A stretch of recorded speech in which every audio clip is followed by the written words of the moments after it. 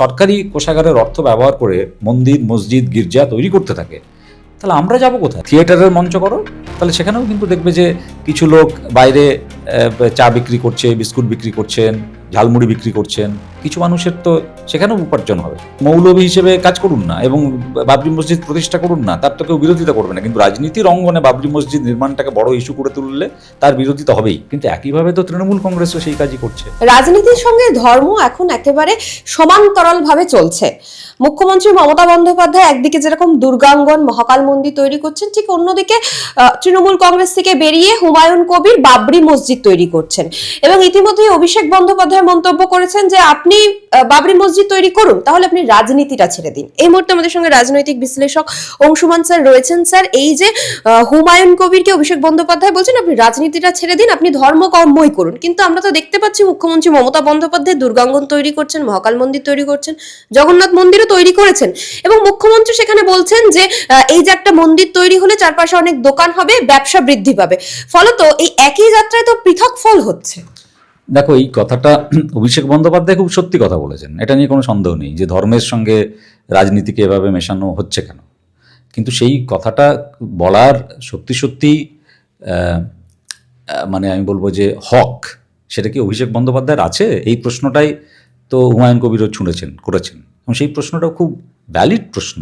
তার কারণ হচ্ছে, আমি বারবার এই কথাটা তোমাদের চ্যানেলেও বলেছি, আবারও বলছি, ধর্মকে রাজনীতির সঙ্গে মিশিয়ে দেওয়ার প্রশ্নে আমি বিজেপি বা তৃণমূলের কোনো তফাৎ দেখি না, এবং এখন হুমায়ুন কবিরের দল এবং তৃণমূলের বা বিজেপির কোনো তফাৎ দেখি না।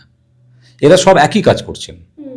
এর বাইরে দাঁড়িয়ে যারা কথা বলার চেষ্টা করেন মোটামুটিভাবে, তারা হচ্ছে বামপন্থী দলগুলো, বিভিন্ন বামপন্থী দলগুলো। তার বাইরে তুমি যদি দেখো, এবং খানিকটা কংগ্রেস, অবশ্যই কংগ্রেস খানিকটা, যদিও সম্পূর্ণ ক্লিন চিট হয়তো কংগ্রেসকেও এক্ষেত্রে সবসময় দেওয়া যাবে না, কিন্তু অনেকখানি কংগ্রেস। তুমি যদি দেখো হুমায়ুন কবির যে কাজটা করেছেন অত্যন্ত নিন্দনীয় কাজ, তীব্রভাবে মানে প্রত্যেক সচেতন বাঙালির নিন্দে করা উচিত। তার কারণ ওর রাজনীতিতে এই পর্বে যে প্রবেশ, সেই প্রবেশটাই হচ্ছে বাবরি মসজিদ নির্মাণের ধুয়ো তুলে। তো এটা তো সত্যি সত্যি কোনো রাজনীতিকের কাজ নয়। একজন রাজনীতিকের কাজ হচ্ছে কি? একজন রাজনীতিকের কাজ হচ্ছে পশ্চিমবঙ্গের এই মুহূর্তে বেকার যুবক থেকে শুরু করে ঘরের কাজের মাসির কি প্রয়োজন সত্যিকারের, সামাজিক সাংস্কৃতিক অর্থনৈতিক দিক থেকে, সেইগুলো নিয়ে ভাবা, সেইগুলো নিয়ে কথা বলা, সেইগুলো নিয়ে প্রকল্পের কথা বলা। তো সেটা তো হুমায়ুন কবির করছেন না। হুমায়ুন কবির যে তাসটা বারবার খেলছেন, আরও অনেক এদিক ওদিক সেদিক কথা উনি বলেছেন, কিন্তু মূল যে তাসটা সেটা হচ্ছে একটা ধর্মীয় সেন্টিমেন্টের তাস, এবং সংখ্যালঘু সম্প্রদায়কে উনি উত্তেজিত করার চেষ্টা করছেন। এবং ওর দলটা এবং উনি আসলে সংখ্যালঘুদের মঙ্গল চাইছেন, এবং মঙ্গল চাইছেন কি করে? না, বাবরি মসজিদ নির্মাণ করে। এই কথা পরিষ্কার। কাজী অভিষেক বন্দ্যোপাধ্যায় যে কথাটা বলেছেন সত্যি কথা, যে উনি রাজনীতি ছেড়ে দিয়ে একজন মানে মৌলবী হিসেবে কাজ করুন না এবং বাবরি মসজিদ প্রতিষ্ঠা করুন না, তার তো কেউ বিরোধিতা করবে না। কিন্তু রাজনীতির অঙ্গনে বাবরি মসজিদ নির্মাণটাকে বড় ইস্যু করে তুললে তার বিরোধিতা হবেই। কিন্তু একইভাবে তো তৃণমূল কংগ্রেসও সেই কাজই করছে। যে জন্য আমি বললাম যে অভিষেক বন্দ্যোপাধ্যায়ের কথাটা খুব সত্যি কথা, কিন্তু তার দল, আমি তো ব্যক্তি অভিষেক বন্দ্যোপাধ্যায় কি বললেন সেটাকে আলাদা করে দেখব না। তার দল যে কথা বলছে, যে কাজ করছে, সেটা তো সমানভাবে বিপজ্জনক। বরং আমি বলবো যে তলিয়ে ভাবলে একটু বেশি বিপজ্জনক। কারণ ওরা এটা বুঝতে পারছেন না, আমি জানি না। তৃণমূল কংগ্রেস এবং মাননীয় মুখ্যমন্ত্রী মমতা বন্দ্যোপাধ্যায়ের এটা খুব মানে গভীরভাবে ভাবা উচিত যে ওরা কিন্তু একটা বাঘের পিঠে সওয়ার হয়ে যাচ্ছেন। কেন আমি তোমাকে বলছি? তার কারণ হচ্ছে যে একবার যদি এই কাজটা শুরু করা হয়, ওরা কি করছেন, এই সমস্ত মন্দিরের যে প্রকল্পগুলো হচ্ছে, এই দীঘা দিয়ে শুরু হয়েছিল, তারপর আমরা দেখছি শিলিগুড়ি, নিউ টাউন, সর্বত্র তার সঙ্গে ওরা সরকারি প্রতিষ্ঠানগুলোকে যুক্ত করে নিচ্ছেন এবং সাংস্কৃতিক একটা মানে কার্যক্রমের মতো করে এই পুজো আচ্চাকে দেখছেন। সেটা হয়তো বৃহত্তর অর্থে বাঙালি সংস্কৃতির অংশ পুজো, আমি সেটাকে বাদ দিচ্ছি না, কিন্তু এটা করা যায় না। মানে সরকার কখনো একটি ধর্মীয় প্রতিষ্ঠানকে সংস্কৃতির তকমা পরিয়ে দিয়ে, একটি ধর্মীয় আচার অনুষ্ঠানকে সংস্কৃতির তকমা পরিয়ে দিয়ে সরাসরি তাতে অর্থ বিনিয়োগ করতে পারে না। কেন? সেই অর্থটা হচ্ছে প্রত্যেকটি মানুষের অর্থ, ধর্ম বর্ণ নির্বিশেষে পশ্চিমবঙ্গের প্রত্যেকটি মানুষের অর্থ। সেটাকে ওভাবে ব্যবহার করা যায় না, একেবারে যায় না। এবং এটার কেন আমি বলছি এটা বিপজ্জনক, ওটা বাঘের পিঠে সওয়ার হচ্ছেন। এই যে পথটা মাননীয় মুখ্যমন্ত্রী দেখিয়ে দিলেন, আগামী দিনে এই পথ ধরে যদি ক্ষমতা পরিবর্তন ঘটে এবং অন্য দল পশ্চিমবঙ্গের ক্ষমতায় আসে, একের পর এক তো মন্দির মসজিদ পশ্চিমবঙ্গে তৈরি হতে থাকবে সরকারের পয়সায়, খুল্লম খুল্লা কম্পিটিশন চলবে। মানে এখনো যেটুকু ঢাকাঢুকি দেওয়া আছে সেটাও আর থাকবে না, তার কারণ তখন এই উদাহরণগুলোকে সামনে আনা হবে।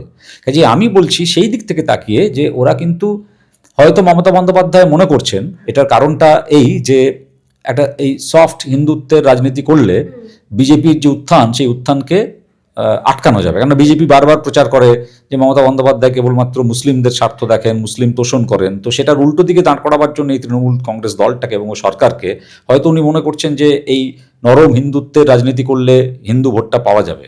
আমার ভয় হচ্ছে যে সেই রাজনীতিটাও হয়তো সম্পূর্ণভাবে সফল হবে না, এবং এটা খুব বিপজ্জনক একটা জিনিস কিন্তু দৃষ্টান্ত কিন্তু পশ্চিমবঙ্গের মাটিতে তৈরি হচ্ছে যে আগামী দিনে যদি ক্ষমতা পরিবর্তন হয়, এই নির্বাচনে হোক তার পরের নির্বাচনে হোক, এই যে ট্রেডিশন তৈরি হয়ে যাচ্ছে, এই ট্রেডিশনের কথা তুলে কিন্তু যে দলই ক্ষমতায় আসুক সেই দল যদি একের পর এক সরকারি কোষাগারের অর্থ ব্যবহার করে মন্দির মসজিদ গির্জা তৈরি করতে থাকে, তাহলে আমরা যাব কোথায়?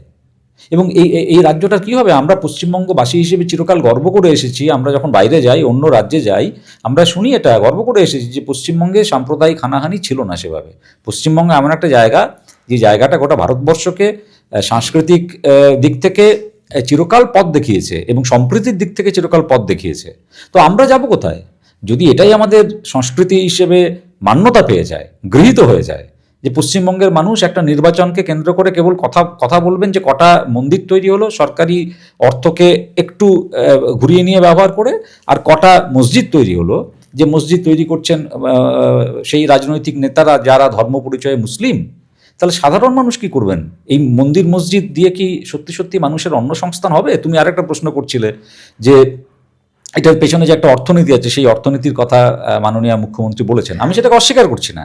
যে কোনো একটা প্রতিষ্ঠান, একটা বড় প্রতিষ্ঠান যদি তৈরি হয়, তুমি যদি একটা থিয়েটারের মঞ্চ করো, তাহলে সেখানেও কিন্তু দেখবে যে কিছু লোক বাইরে চা বিক্রি করছে, বিস্কুট বিক্রি করছেন, ঝালমুড়ি বিক্রি করছেন, কিছু মানুষের তো সেখানেও উপার্জন হবে। তো সেটা নিশ্চয়ই মানে মন্দির তৈরি করলে, মসজিদ তৈরি করলেও হবে, আমি অস্বীকার করছি না। কিন্তু সেটা কি শিক্ষিত যুবকদের কর্মসংস্থানের কোনো মান্য উপায় হতে পারে একটি রাজ্যে, একটি দেশে? হতে পারে? আমরা যাদের পড়াই স্কুলে, কলেজে, বিশ্ববিদ্যালয়ে, তাদের আমরা ছোটোবেলা থেকে বলবো যে তোমার লক্ষ্য হবে মন্দির তৈরি হলে মন্দিরের পাশে একটা চায়ের দোকান দেওয়া, একটা চপ তেলে ভাজার দোকান দেওয়া? হতে পারে নাকি? তাহলে তারা পড়াশোনাটা করবে কেন? তাহলে পড়াশোনাটা করছে কি করে? শিক্ষা ব্যবস্থার যে মূল লক্ষ্য এবং উদ্দেশ্য, সেই মূল লক্ষ্য এবং উদ্দেশ্য যে কর্মসংস্থানের কথা বলে, সেই কর্মসংস্থানের সঙ্গে একেবারেই এই মন্দিরকে কেন্দ্র করে যে অর্থনৈতিক বিকাশের কথা মুখ্যমন্ত্রী বলছেন তা খাপ খায় না। ওটাকে কেন্দ্র করে একটা অর্থনৈতিক উন্নতি একটা খুব লোকাল লেভেলে হয়, কিন্তু সেই অর্থনৈতিক উন্নতিতে যারা অংশগ্রহণ করতে পারেন, যদি আমরা মনে করি যে সেই অংশগ্রহণকারীরা হবেন শিক্ষিত বেকাররা, MA পাস করা ছেলেপুলেরা, মেয়েরা, তার চেয়ে দুর্ভাগ্যের আর কি হতে পারে? এটা কি কোনো মডেল হতে পারে স্থায়ী উন্নয়নের, কর্মসংস্থানের সমাধানের? এটা কি কোনো মডেল হতে পারে, স্থায়ী সমাধান হতে পারে? একেবারেই নয়।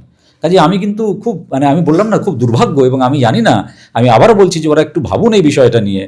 খুব সস্তা ভোটের রাজনীতি করতে গিয়ে পশ্চিমবঙ্গকে একটা খুব গাঢ় অন্ধকারের মধ্যে কিন্তু নিক্ষেপ করা শুরু হয়েছে। এটা এটা মানে থামানো দরকার, এবং থামাতে পারেন কিন্তু সাধারণ মানুষরা আর রাজনীতিকরাও। আমি তাদের সুস্থ ভাবনা চিন্তার কাছে আবেদন রাখছি, অ্যাপিল করছি যে এই কাজটা করবেন না। এবং ওরা বুঝতে পারছেন না, আমি আবারও বলছি যে আসলে কিন্তু বাঘের পিঠে সওয়ার হয়ে গেছেন। এটা এই একবার শুরু করে দিলে পেছনের দিকে আর হাঁটা যায় না, এই বাঘের পিঠ থেকে নামা যায় না। যে কারণে আমি আবার বলছি যে আমি অভিষেক বন্দ্যোপাধ্যায় যে প্রশ্ন দিয়ে তুমি শুরু করেছিলে, খুব সঠিক কথা বলেছেন, কিন্তু তার দলকে তো ওই একই অভিযোগে আমরা যারা একটুখানি মানে স্বাধীনভাবে ভাবনা চিন্তা করার কথা ভাবি, অভিযুক্ত করবই।